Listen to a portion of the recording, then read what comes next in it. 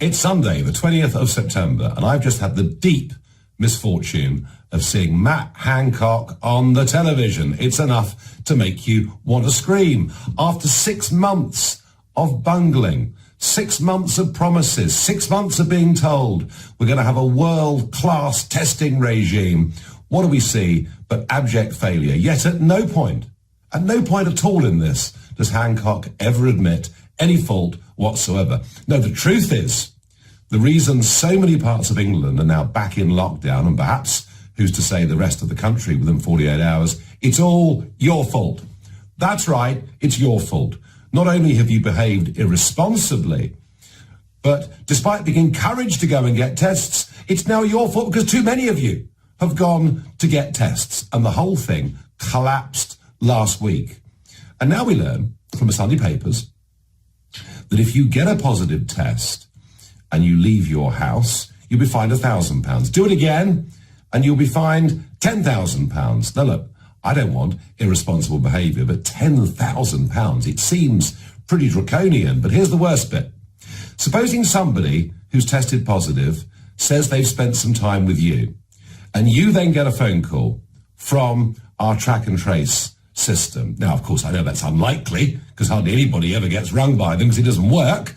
But whether the information that's been given is accurate or not, you too, even though you have not got the virus or may not have the virus, you too, if you leave your house more than once, are subject to a £10,000 fine. And it's the same if you organise a big demonstration.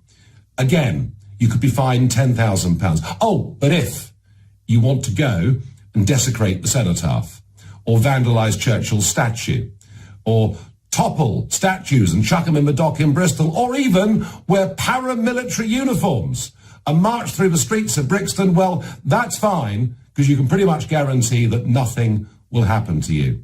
This is all bad law, bad policing, and utterly and entirely disproportionate. And it's the way these measures are brought in. You know, it's Prefect Hancock and a small group in number 10 that have decided this figure of £10,000. They have done it without any parliamentary debate or scrutiny whatsoever. We are supposed to be living in a democracy. Actually, it's becoming increasingly like an elective dictatorship. In fact, the level of government control is so bad. Well, of course, the Labour Party support it. Angela Rayner this morning, yes, Labour's fully behind these measures. I mean, you'd think, the way the government's behaving, you'd think Jeremy Corbyn had actually won the last election. So we've opened up the country, we've sent people back to school, and now Baroness Dido Harding is surprised that the number of infections of people, the number needing to be tested, the number of people who've got sniffles, she's surprised the number is rising. Well, tell you what, it happens every single September when the kids go back to school. I would have thought it was absolutely obvious that this would happen, and yet they simply don't seem to understand. If you are elderly, if you have serious underlying medical conditions, if you are grossly overweight, it almost certainly makes sense with rising infections for you to isolate. But it does not make sense for the whole of the country to isolate.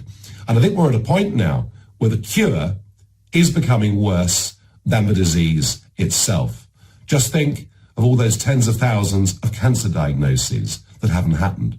The number of people with chronic heart conditions who simply haven't been treated, and goodness knows what the effect on millions of people is in terms of their mental health, their well-being, domestic violence, suicide. It really is a list as long as your arm. And now, of course, as we go back into effectively a second lockdown, the spectre of mass unemployment becomes all too real. I know people who've had this and have suffered from it, but equally, I know lots of people who've had it and have barely even known. It's barely registered until they've had the antibody test. And the absolute truth is, we have got to learn to live with this disease. Like everybody, I'd rather it hadn't escaped from China, but it did. We've got to learn to live with it. Another second national lockdown. It'll be England to start, but the others will follow. Another second national lockdown will be a complete and utter catastrophe. Now, Boris, we're told, is going to speak to the nation on Tuesday. We expect him to announce a circuit break. That is just number 10 spin for a second lockdown. So I think the time has come for us to say loudly and clearly no to a second lockdown. Question is, what can you do about it? Well, this government operates far more on followership than it does on leadership. It responds to public opinions. It responds to polls saying that what they do is unpopular. In fact, we've seen more U-turns from this government than I've ever seen in my life. And I think a lot of MPs out there, particularly Tory MPs, are beginning to get a bit twitchy. They can see that support for their government and confidence in the Prime Minister is slipping away very, very quickly. So don't think this is a waste of time. It's not. Lobby your MP and ask two things of them. Firstly, to stand up loudly this week in Westminster and to say we must not have a second national lockdown. And secondly, to insist that rule by ministerial decree comes to an end and we get back to being a functioning democracy. None of these draconian measures, none of these measures, which, by the way, I don't think are going to work anyway, but none of these things should be done without full, open debate in Parliament and in the country. Just to find in the Sunday newspapers, you might be fined £10,000 just for leaving your front door is completely and utterly unacceptable. So please, don't just moan about it. Don't just grouse about it. Get onto your MP. Make them feel the pressure of public opinion. Thank you.